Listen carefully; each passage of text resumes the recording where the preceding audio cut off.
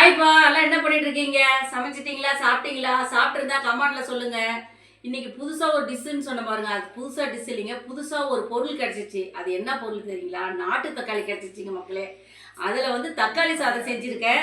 நீங்கள் வந்து இங்கே பாருங்க, தக்காளி சாதம் பாருங்க, சூப்பராக பாருங்க செஞ்சுருக்கேன். நாட்டு தக்காளியில் உங்களுக்கும் கிடைச்சிச்சின்னா நீங்கள் அந்த மாதிரி செய்யுங்க. அருமையாக இருக்கும் சாப்பாடு.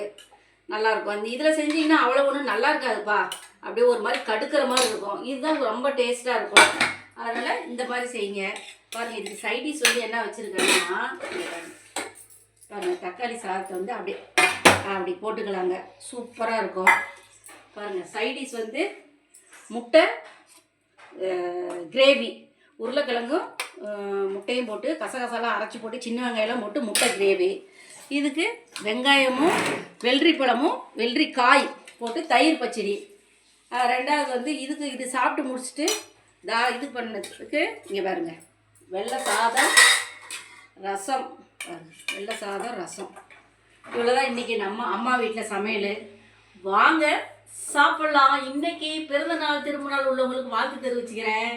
பாய்.